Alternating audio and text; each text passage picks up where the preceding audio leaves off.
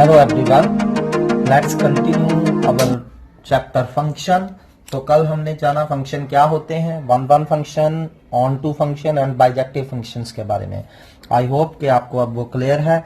सो उसी से रिलेटेड आज हम कुछ थिंग्स उसके बारे में जानेंगे। सबसे पहले आप ये चीजें नोट करेंगे। मान लीजिए if A and B are two non empty sets are two A and B are two non-empty sets,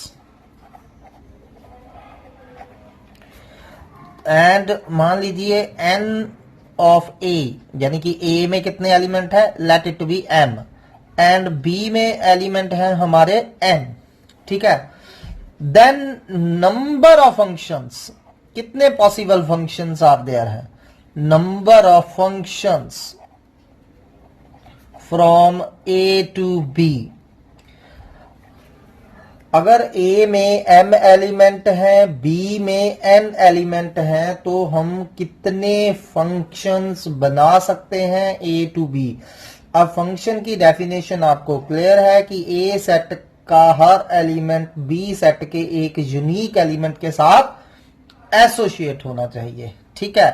सो कुछ लेआउट इस तरह का होगा, ये ए सेट है, ये बी सेट है, ठीक है। बी सेट में there are n elements, so different n elements है, ठीक। तो देखिए इसमें एम एलिमेंट है, तो क्या होगा, अब इसका पहला एलिमेंट उठा लीजिए, let this be first element, ठीक है।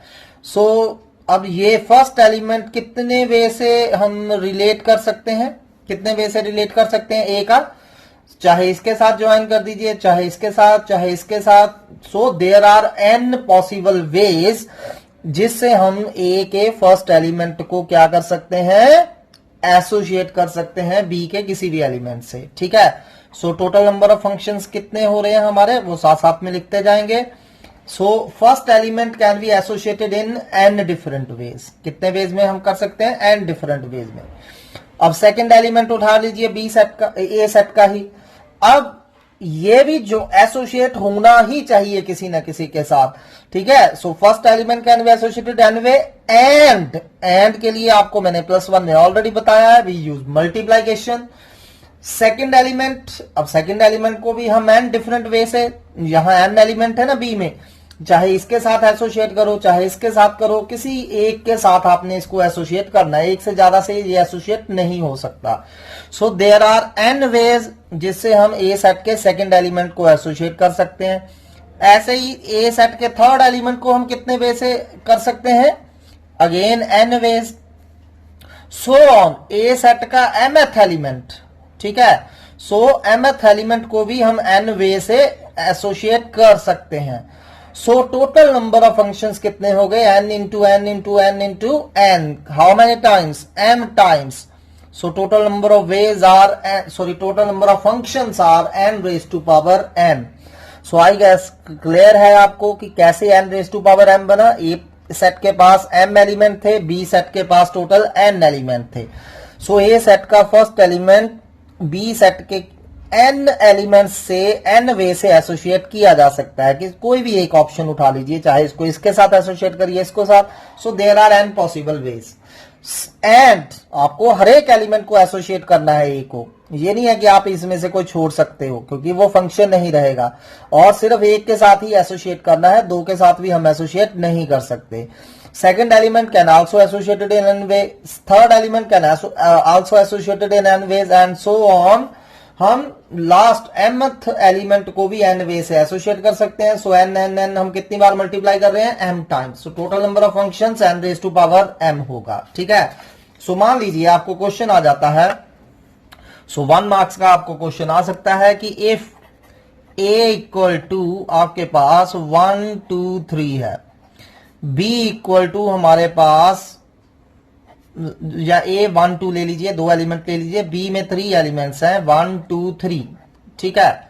So find number of functions, find number of functions from A to B, ठीक है। अब ये भी देख लेना है, फ्रॉम बी टू ए तो नहीं कहा है, फ्रॉम अब ए टू बी फाइंड करने हैं हमें, number of functions from A to B.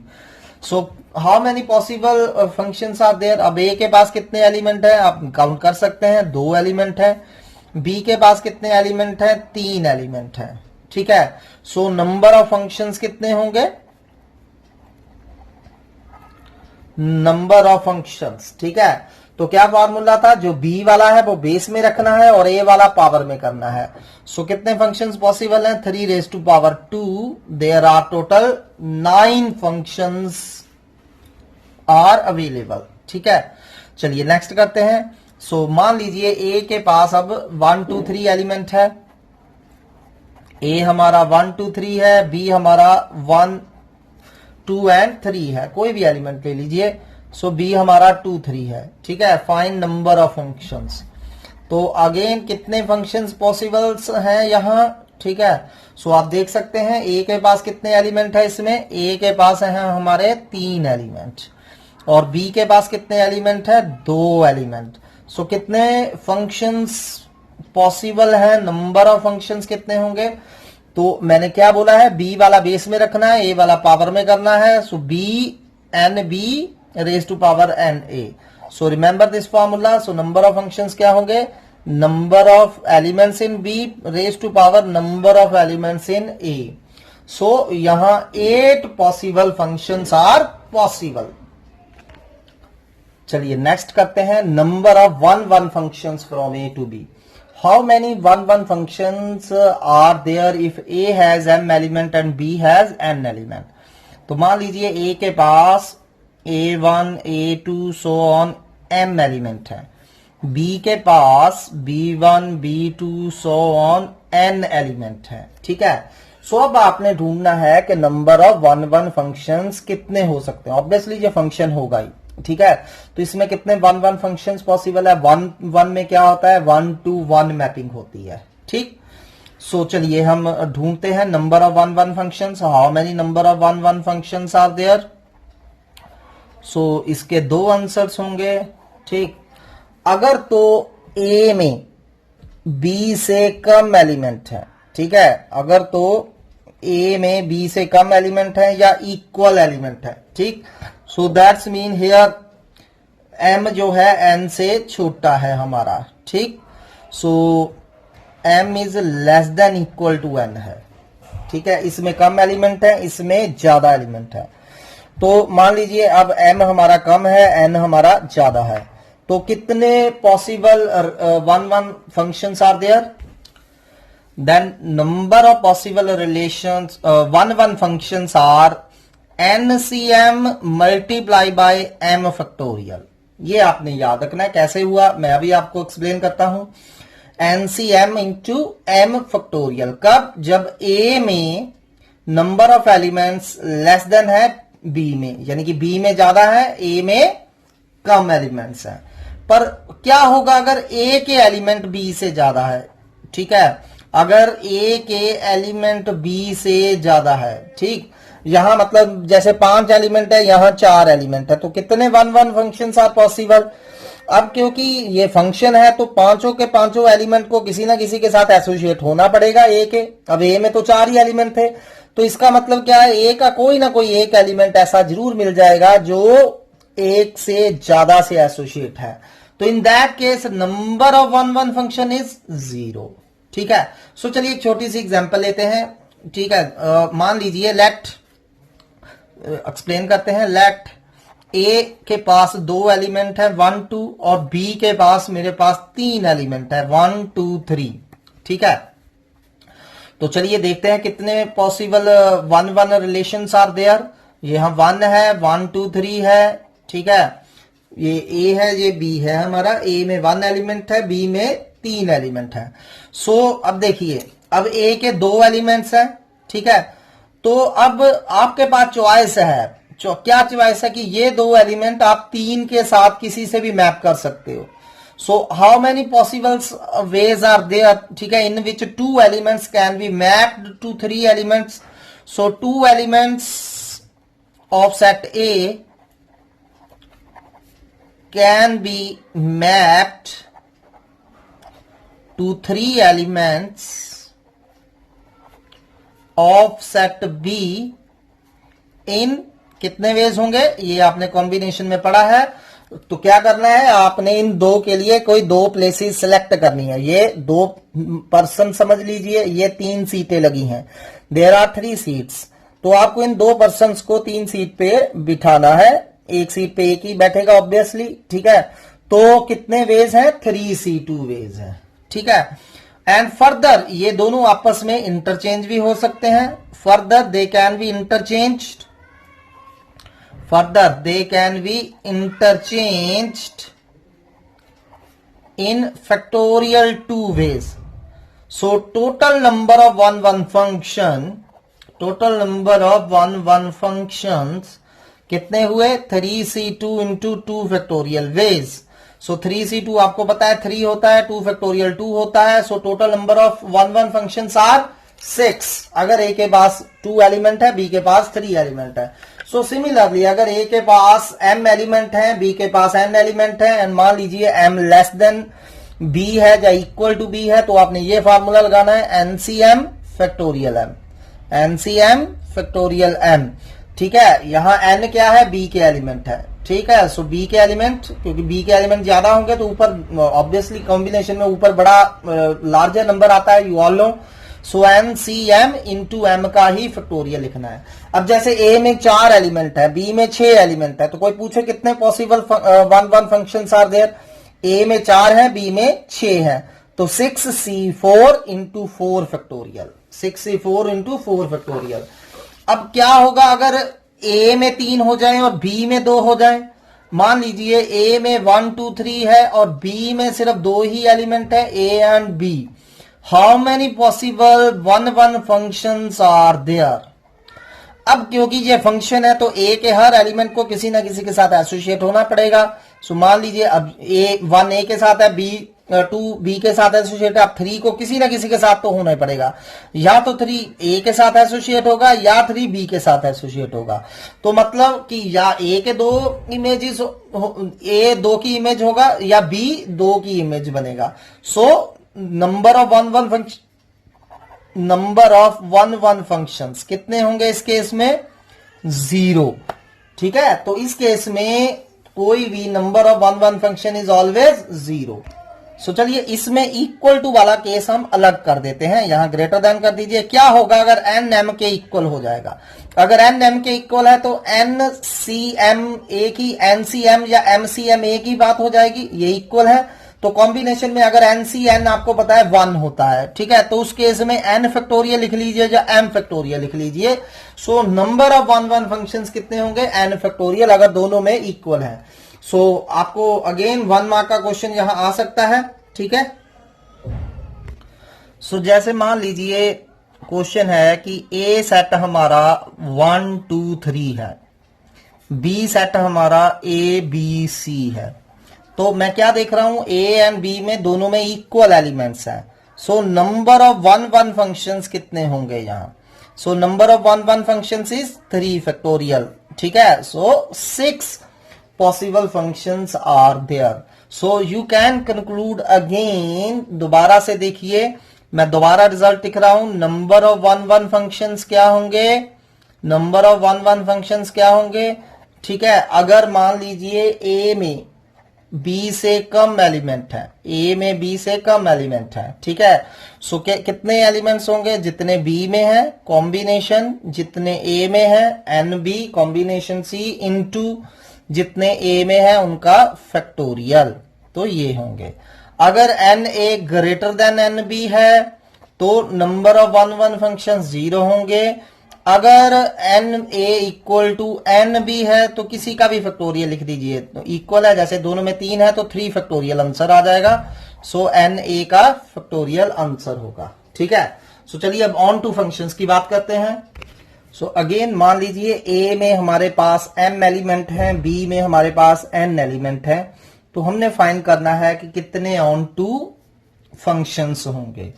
अब देखिए अगर m इज लेस देन 1 है, m is less then n है, m is less then n है हमारा, यानी कि A में कम एलिमेंट है, B में ज्यादा एलिमेंट है। अब देखिए अगर A में कम है, जैसे A में 3 एलिमेंट है, B में 4 एलिमेंट है, तो A के 3 एलिमेंट B के मैक्सिमम कितने एलिमेंट के साथ एसोसिएट हो सकते हैं, 3 एलिमेंट के साथ, या 2 के साथ, या 1 के साथ। ए के 3 एलिमेंट बी के 4 एलिमेंट के साथ एसोसिएट नहीं हो सकते। जस्ट एग्जांपल लेते हैं कि मान लीजिए ए में 2 एलिमेंट है, बी में 3 एलिमेंट है, ए बी सी। सो अगर ये फंक्शन है तो ए किसी एक के साथ एसोसिएटेड होगा। अब बी 2 के साथ भी हो सकता है, बी के साथ भी हो सकता है, ठीक है।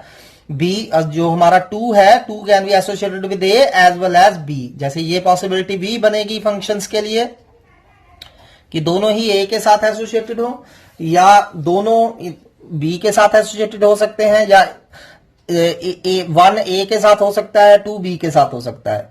अब जो मर्जी केस हो, एक एलिमेंट या 2 एलिमेंट बी सेट के ऐसे आपको मिलेंगे ही मिलेंगे जो किसी के साथ एसोसिएटेड नहीं है। तो वही ऑन टू का मतलब क्या होता है, बी सेट का हर एलिमेंट किसी ना किसी की इमेज होना चाहिए। तो आपको यहां कोई ना कोई एलिमेंट ऐसा जरूर मिल जाएगा जो किसी की इमेज नहीं है। तो इन दिस केस अगर ए में कम एलिमेंट हैं बी से, तो number of onto functions कितने होंगे, 0। Number of onto function is equal to 0 होगा, ठीक है। सो चलिए केस सेकंड करते हैं। अगर ए में एलिमेंट्स बी से ज्यादा हैं या बराबर है, ठीक है, m is greater than equal to n होगा। और यू कैन से, सो अगर m is greater than equal to N है या n A greater than n B है, ठीक है, तो number of onto functions, ये आपको याद रखना है अच्छे से। Number of onto functions is equal to summation r varies from 1 to n minus 1 raised to power n minus r ncr into r raised to power m. So this is the formula to find number of onto function. So let's take an example. So मान लीजिए आपके a के पास 3 element हैं। So a के पास 3 element हैं, b के पास 2 element है। कितने हैं, 2। जैसे a हमारा 1 2 3 हो गया मान लीजिए, b हमारा a एंड b हो गया।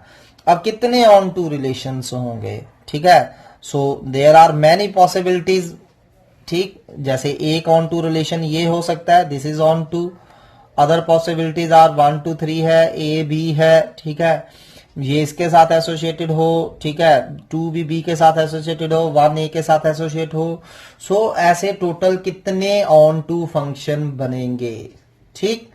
सो ये फॉर्मूला हम अप्लाई करेंगे। Summation r varies from 1 to n। Summation मतलब ऐड करते जाना है। पहले आर 1 लीजिए, ठीक है। सो पहले आर की वैल्यू 1 डालिए जब तक ये आर एन के इक्वल नहीं आ जाता। और एन हमारा यहां कितना है, 2, ठीक है। एन कितना है हमारा, 2 है, ठीक। सो अप्लाई करिए। So number of onto functions कितने होंगे, number of onto functions is equal to, so चलिए पहले आर 1 डालते हैं, -1 रेज टू पावर, अब एन 2 है हमारा यहाँ, 2 - 1, यहाँ NCR लिखेंगे यानी कि 2C1। आर हमने 1 डाला है, 1 raise to power m, m हमारा कितना है 3, 1 रेज टू पावर 3 प्लस, अब n की वैल्यू, r की वैल्यू 2 डालिए। r तब तक डालते जाना है जब तक r n के इक्वल ना आ जाए। और r n 2 था, सॉरी n 2 था, तो r की वैल्यू मैक्सिमम 2 हो सकती है। -1 रेज टू पावर 2, फिर से NCR लिखेंगे। सो 2C2 आ गया।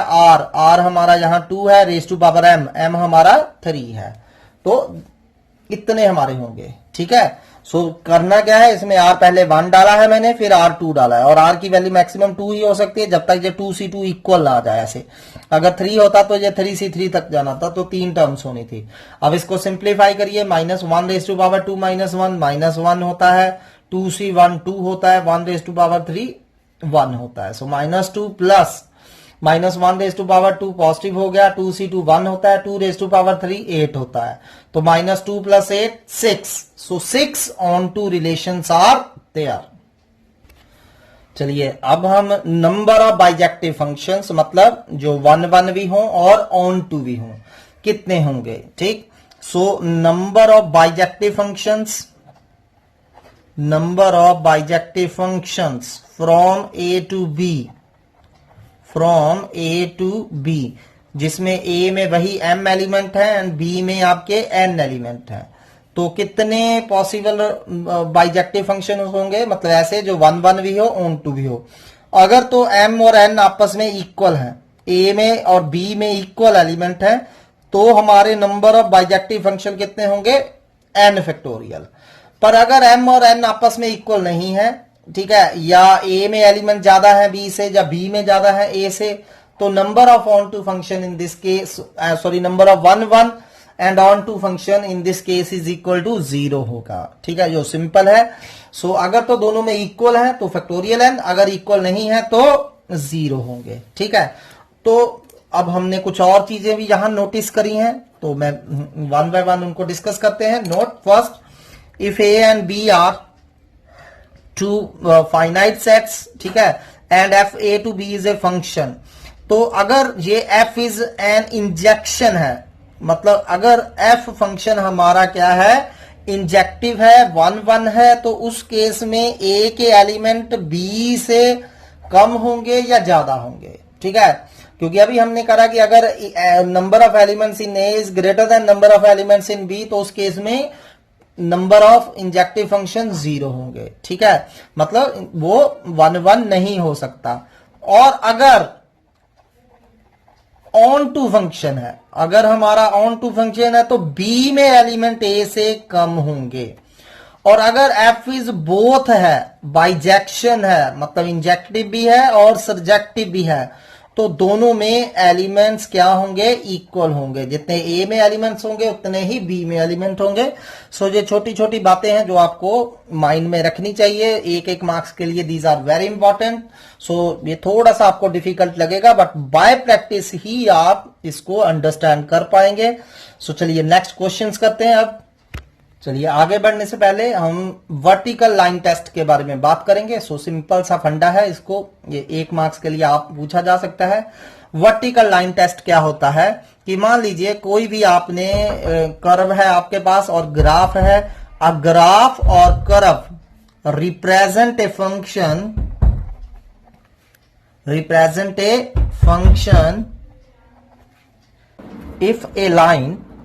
if a line parallel to y-axis, vertical line meaning एक लाइन है जो parallel to y-axis cuts the graph not more than 1 point,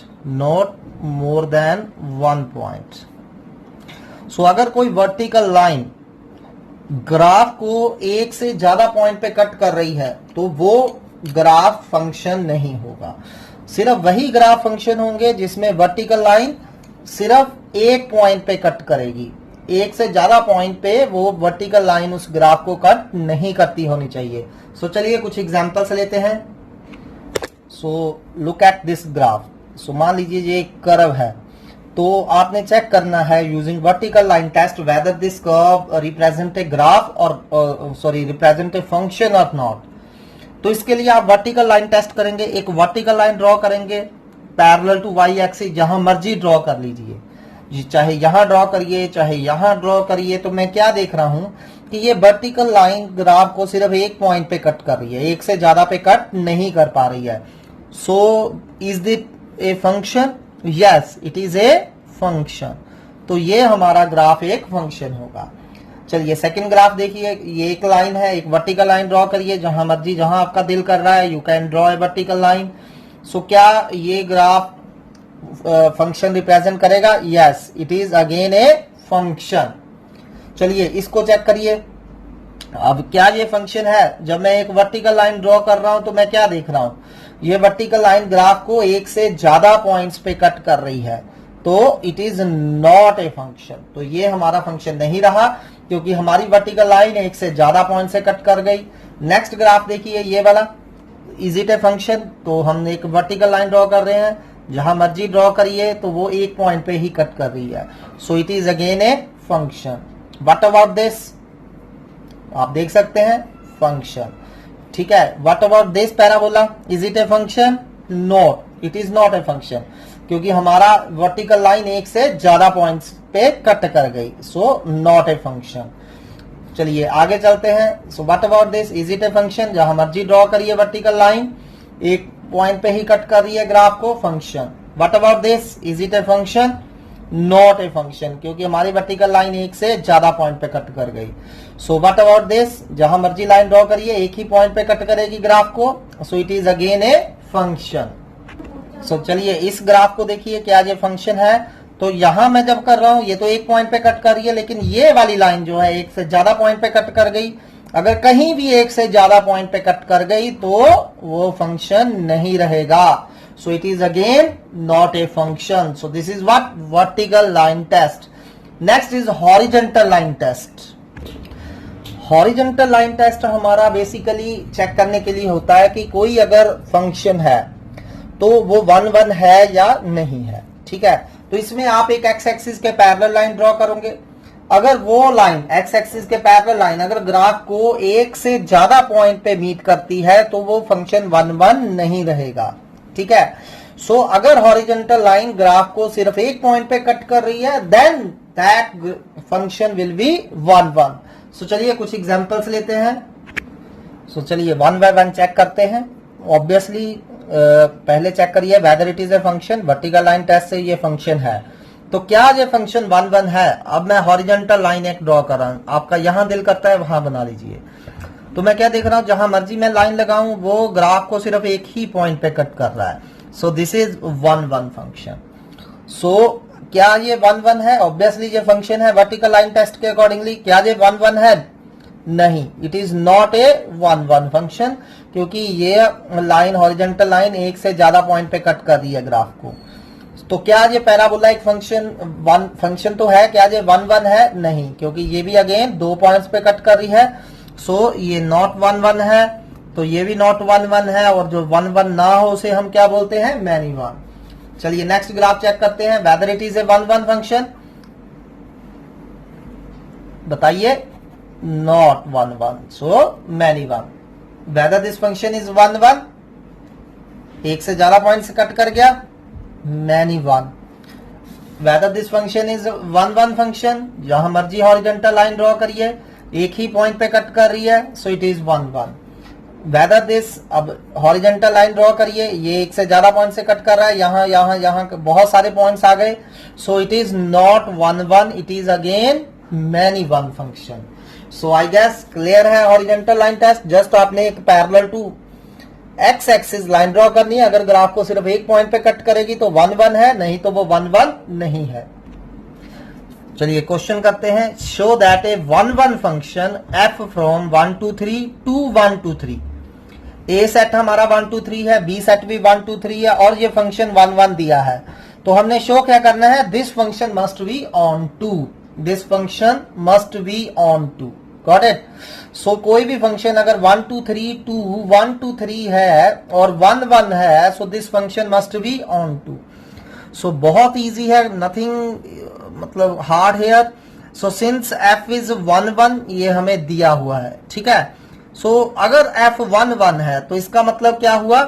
under f all 3 elements, under f all 3 elements of set 1 2 3 should correspond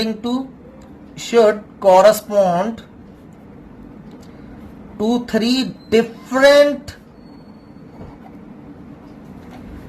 elements of code main 1 2 3 होगा ये। ठीक है, क्योंकि हमें 1 1 दिया हुआ है ये, तो हमारे ए सेट के जो 1 2 3 एलिमेंट है और कोड मेन सेट जो बी है हमारा 1 2 3 है, क्योंकि 1 1 है, तो ये हर एलिमेंट डिफरेंट एलिमेंट के साथ एसोसिएटेड होना चाहिए। ठीक है, सो इसका मतलब क्या हुआ कि बी सेट का हर एलिमेंट किसी ना किसी की इमेज होगा ही। ठीक है, so implies each element of codomain, बस लिखना ही है आपने, पता तो आपको है ये क्या है। So each element of codomain is image of some element. तो मैं क्या देख रहा हूं कि हर एलिमेंट जो है हमारी कोड मेन का किसी ना किसी एलिमेंट की इमेज होगा ही होगा। सो that's mean set of images जो है हमारा रेंज जो है वो कोड मेन के इक्वल आ रहा है। तो मैंने कल भी बताया था कि अगर रेंज कोड मेन के इक्वल हो तो एफ क्या होता है हमारा? Onto. So f is onto, hence proof. चलिए नेक्स्ट क्वेश्चन करते हैं। सो चलिए अब ये क्वेश्चन आप खुद ही करेंगे, मैं जस्ट आपको हिंट प्रोवाइड कर सकता हूं। Let A be the set of all 50 students of class 12 in a school, let f from A to N. अब सेट बहुत केयरफुली ऑब्जर्व करने हैं, इसमें सिर्फ सेट चेंज होने से सारा आंसर चेंज हो जाता है। अब आपका जो फंक्शन दिया हुआ है उसकी डोमेन सेट ए जो है वो हमारे 50 स्टूडेंट्स जो अनरोल हुए हैं क्लास +2 में वो हैं, जबकि को डोमेन का सेट क्या है, set of natural numbers, all natural numbers defined by f of x equal to roll number of student x, show that f is 1 1 but not onto 2। तो क्या ये फंक्शन 1 1 होगा? ऑब्वियसली 1 1 ही होगा, क्योंकि जो आपकी क्लास 12 में पहला बच्चा है उसका रोल नंबर 1 है। अब रोल नंबर 1 सिर्फ एक बच्चे को ही असाइन किया जा सकता है।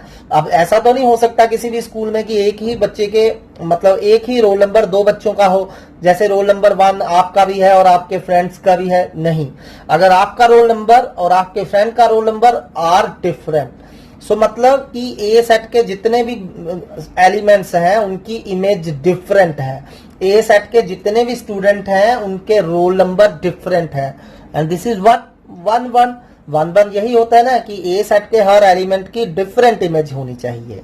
ठीक है, सो ए सेट में 50 बच्चे हैं, 50 के 50 बच्चों का रोल नंबर डिफरेंट होगा, सो इट इज 1 1। ठीक, तो बस यही रीजन आपने लिखना है। Since each of 50 students have different roll numbers, so f is 1 1।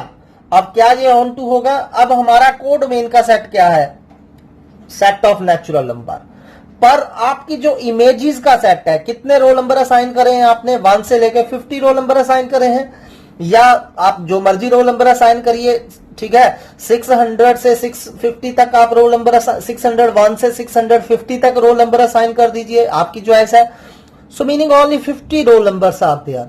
सो मतलब सेट ऑफ इमेजेस में सिर्फ 50 नेचुरल नंबर आ रहे हैं, जबकि आपकी कोड डोमेन क्या है? सारा का सारा नेचुरल नंबर्स का सेट। तो हम क्या देख रहे हैं? Range not equal to codomain है, so this function is not on to.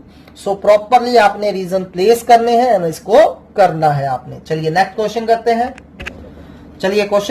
Check the injectivity and surjectivity for following functions. f from n to n fx equal to x square. अब आपने ये चीजें ध्यान से देखनी है, आपके सेट क्या है? आपका सेट n टू n है, सेट ऑफ डोमेन भी नेचुरल नंबर है एंड सेट ऑफ को डोमेन भी नेचुरल नंबर है। और फंक्शन कैसे डिफाइन किया है? f के अंदर जो भी नंबर डालोगे उसका हमने स्क्वायर करना है, तो इसकी इंजेक्टिविटी एंड सर्जेक्टिविटी चेक करनी है। सो मैं आपको दोबारा रिवाइज करा देता हूं 1 1 प्रूव करने के। There were 2 ways. First way क्या था? fx1 इक्वल टू fx2 लेके चलना है, और इसको सॉल्व करने पे अगर सिर्फ एंड सिर्फ x1 not equal to x2 बचता है, ठीक है, sorry x1 equal to x2 बचता है हमारा। ठीक है, ये x1 x2 कहां से लेने हैं? आपने ए सेट से लेने हैं, तो फंक्शन क्या होगा? 1 1। एंड सेकेंड वे था कि अगर आप दो डिफरेंट नंबर x1 x2 लेके चलते हो तो आपको क्या प्रूव करना रहेगा कि उनकी इमेजेस भी डिफरेंट हैं for all x1 x2 belongs to a। तो this was the way to prove a function is 1 1। Onto prove करने के लिए मैंने बताया था कि आप b सेट में से कोई y लेके चलोगे और शो करोगे उस y के लिए कोई ना कोई x पड़ा है a में, such that y is image of x under f। And second way क्या था हमारा? Range equal to codomain prove कर दीजिए। ठीक है, और जब भी आपने कोई चीज प्रूव करनी है, हाँ ये है, तो आपने ऐसे जनरल वे से करनी है। और अगर आपने प्रूव करना है कि नहीं ये 1 1 नहीं है या ऑन टू नहीं है, तो आप एक पर्टिकुलर एग्जांपल लेके भी शो कर सकते हो। ठीक है, सो चलिए अपना क्वेश्चन करते हैं। हमें क्या क्वेश्चन दिया है? तो फंक्शन हमें n टू n दिया है and fx equal to x square दिया है। तो हमें चेक करना रहेगा कि क्या ये 1 1 हो सकता है या नहीं हो सकता। सो चलिए पहले हम इंजेक्टिविटी चेक करते हैं इसकी। सो 1 1 या इंजेक्टिविटी एक ही बात होती है। सो आप क्या करिए, दो नंबर लीजिए अपने ए सेट में से। आपका ए सेट क्या है? n। तो मैंने फर्स्ट सेट में से, ये फर्स्ट सेट में से लेने हैं, जो भी यहां लिखा, अगर n लिखा है तो n, अगर z लिखा है तो z, जो भी सेट दिया है हमें। सो x1 x2 belongs to n हमने लिए, बी सच दैट, और इस तरह के लेने हैं fx1 is equal to fx2 है। मान लीजिए fx1 fx2 के इक्वल है, तो अगर fx1 fx2 के इक्वल है तो x1 स्क्वायर किसके इक्वल होगा? x2 स्क्वायर के। fx1 कहां से निकालेंगे? fx से निकालेंगे। सो fx1 क्या हो जाएगा? x की जगह x1 रिप्लेस कर दीजिए, x1 स्क्वायर हो जाएगा। सो आपने इसको माइंड में रखना है, यहां से x1 fx1 निकालना है। सिमिलरली fx2 क्या हो जाएगा? x2 का स्क्वायर। अब आपने डायरेक्टली स्क्वायर से स्क्वायर नहीं काटना है, रिमेंबर इट। सो इसको इस साइड लेके जाइए, x1 square minus x2 square 0 आ गया। ठीक है, इसके फैक्टर बनाइए। सो x1 minus x2 into x1 plus x2 factor हो गए। तो क्या हो गया? आइदर x1 माइनस x2 0 होगा और x1 प्लस x2 0 होगा। ठीक है, तो यहां से क्या आ गया? x1 is equal to x2 आ गया। अब ये चीज इंपॉर्टेंट है, अब हमने x1 x2 क्या लिए थे? Natural number. अब कोई भी दो नेचुरल नंबर का सम 0 नहीं हो सकता। सो दिस इज नॉट पॉसिबल। ठीक है, तो हमारा फंक्शन क्या हुआ? 1 1 हुआ, क्योंकि जैसा कि मैंने बताया था fx1 is equal to fx2 से अगर शुरू होकर सिर्फ only and only x1 equal to x2 बचेगा तो 1 1 है। अगर ये चीज भी पॉसिबल हो सकती, x1 प्लस x2 भी 0 पॉसिबल हो सकता, तो इसने 1 1 नहीं रहना था। ठीक है, so f is 1 1 here. Got it? So चलिए अब सब्जेक्टिविटी चेक करते हैं, क्या ये ऑन टू होगा? सो सब्जेक्टिविटी के कई वेज हैं। सो सिंपल वे क्या है? अब देखिए fx क्या था हमारा? x स्क्वायर, और x की वैल्यूज हमने नेचुरल नंबर डालनी है। सो सबसे छोटा नेचुरल नंबर क्या होता है? 1। सो f ऑफ 1 कितना आना था? 1 स्क्वायर 1। f ऑफ 2 कितना आना था? 2 स्क्वायर 4। f ऑफ 3 कितना आना था? 9। सो एक चीज तो मैं देख रहा हूं कि हर एलिमेंट की डिफरेंट इमेज है। सो ओके है, वो 1 1 हमने प्रूव कर दिया है, क्योंकि हर एलिमेंट की डिफरेंट इमेज है। तो अब इमेजेस का सेट क्या आ रहा है, और इमेजेस के सेट को हम क्या बोलते हैं? रेंज। तो 1 डाल रहे हैं तो f ऑफ 1 1 स्क्वायर 1 आ रहा है, f ऑफ 2 4 आ रहा है, f ऑफ 3 9 आ रहा है, f ऑफ 4 16 आ रहा है, सो ऑन। सो मैं क्या देख रहा हूं कि आपका इधर 1 2 3 4 5 ऐसे नेचुरल नंबर है, इधर 1 2 3 4 5 6 7 8 9 इधर भी नेचुरल नंबर है। 1 1 के साथ रिलेटेड है, 2 4 के साथ रिलेटेड है, 3 9 के साथ रिलेटेड है। तो मेरे पास कई ऐसे एलिमेंट्स बच रहे हैं बी सेट में जो किसी की इमेज नहीं है। ठीक है, तो यानी कि रेंज जो है हमारी, रेंज जो है हमारी कोड मेन के इक्वल नहीं है, क्योंकि कोड मेन आपका सेट ऑफ नेचुरल नंबर था। सो f इज नॉट 1 1, तो हमारा f is not onto, तो हमारा फंक्शन ऑन टू नहीं रहा। चलिए इस बार सेट चेंज करके देखते हैं, z टू z लेते हैं। तो fx equal to x square है, क्या ये 1 1 ऑन टू होगा? चलिए चेक करते हैं। अब जैसे मैंने n टू n लिया था तो मैंने क्या देखा था कि ये 1 1 है पर ऑन टू नहीं है। अब मैं z टू z ले रहा हूं, क्या ये 1 1 ऑन टू होगा? तो वैसे तो मुझे देखने से पता चल रहा है कि ये 1 1 नहीं है, आप एग्जाम्पल देके भी शो कर सकते हो। देखिए, सिंस अब z में से कोई दो नेचुरल नंबर लीजिए, 2 ले लिया मैंने, f ऑफ 2 कितना आ रहा है? 2 स्क्वायर 4, माइनस 2 ले लीजिए, माइनस 2 का स्क्वायर कितना आ गया? 4। तो यानी कि 2 एंड माइनस 2 की इमेज 4 आ रही है। तो मैं क्या देख पा रहा हूं कि f इज नॉट 1 1, तो f हमारा 1 1 नहीं है इस केस में। तो अगर आप बस ये एग्जांपल दे देते हो इनफ है, क्योंकि जब कोई चीज नहीं प्रूव करनी है तो एक पर्टिकुलर एग्जांपल में शो कर दीजिए कि यहां ये चीज नहीं हो रही है, दैट्स इनफ। ठीक है, अदरवाइज मान लीजिए आपको डायरेक्ट नहीं पता लग रहा है और आप वैसे शुरू कर लेते हो जैसे हम नॉर्मल वे से करते हैं। सो आइदर आप ऐसे भी प्रूव कर सकते हो। So either late x1 x2, आपने अपने ए सेट में से दो नंबर लेके चलने हैं, x1 x2 belongs to z, be such that fx1 is equal to fx2 है। ठीक है, so implies x1 square is equal to x2 square हो जाएगा। बहुत सारे बच्चे यहां x स्क्वायर से स्क्वायर काट के x1 इक्वल टू x2 लिख देते हैं और लिख देते हैं ये 1 1 है। So it's totally wrong. ठीक है, स्क्वायर से स्क्वायर कभी भी कैंसिल नहीं करना है, फैक्टर बनाने हैं इसके। सो x1 square minus x2 square 0 हो जाएगा। सो इसके फैक्टर बनाइए, x1 minus x2 into x1 plus x2 equal to 0 आ रहा है। So either x1 minus x2 0 होगा और x1 प्लस x2 0 होगा। तो या तो x1 x2 के इक्वल होगा या x1 माइनस x2 के इक्वल होगा। यहां x1 प्लस x2 0 हो सकता है क्योंकि x1 x2 कहां से लिए थे, इंटीजर से। तो दो इंटीजर का सम 0 हो सकता है, जैसे 2 प्लस माइनस 2 0 होता है, 3 प्लस माइनस 3 0 होता है। तो दो इंटीजर्स का सम 0 हो सकता है। अगर पिछले सम में हमने नेचुरल नंबर में लिए थे, नेचुरल नंबर में 0 नहीं हो सकता था, तो हमें रिजेक्ट करना पड़ा था। अब मैं क्या देख रहा हूं, x1 is equal to x2 तो आ रहा है, पर साथ में x1 equal to minus x2 भी आ रहा था। तो मैंने क्या बोला था, ओनली अगर सिर्फ एंड सिर्फ x1 इक्वल टू x2 बचेगा तो ही 1 1 है। इस केस में ये 1 1 नहीं है, ठीक है। सो ये भी एक वे है। सो बेटर वे ये है हमारा, पर्टिकुलर एग्जांपल लेके शो कर दीजिए कि ये 1 1 नहीं है। सो चलिए, क्या ये ऑन टू होगा? सो ऑन टू के लिए हम चेक करते हैं। तो अगेन रेंज क्या आ रही है, तो रेंज हमारा अगर 0 नेचुरल, अगर मैं 0 इंटीजर डालू, एफ ऑफ 0 कितना आ रहा है, 0 स्क्वायर 0, एफ ऑफ 1 1 आ रहा है, एफ ऑफ माइनस 1 भी 1 आ रहा है, ठीक है। एफ ऑफ 2 4 आ रहा है, एफ ऑफ माइनस 2 भी 4 आ रहा है। सो ये मेरी रेंज आ रही है, ठीक है। तो ये सारे के सारे इंटीजर्स नहीं है। सो दैट्स मीन रेंज हमारी कोडमेन के इक्वल नहीं है, तो ये नॉट ऑन टू है। तो हमारा ये फंक्शन ऑन टू नहीं रहा। सो चलिए नेक्स्ट करते हैं, सेम सम करते हैं, बस सेट चेंज करेंगे। सो चलिए f from R to R ले लेते हैं, ठीक है। Set of real number to real number, क्या ये 1 1 ऑन टू होगा? अब चलिए 1 1 के लिए चेक करते हैं। तो 1 1 के लिए तो फिर से मैं कोई एग्जांपल दे सकता हूं। एफ ऑफ 3 निकालते हैं, 3 स्क्वायर आ रहा है, 9 आ रहा है। एफ ऑफ माइनस 3 निकालते हैं, माइनस 3 का स्क्वायर आ रहा है, अगेन 9 आ रहा है। तो 9 जो है 3 की इमेज भी है एंड माइनस 3 की भी इमेज है, ठीक है।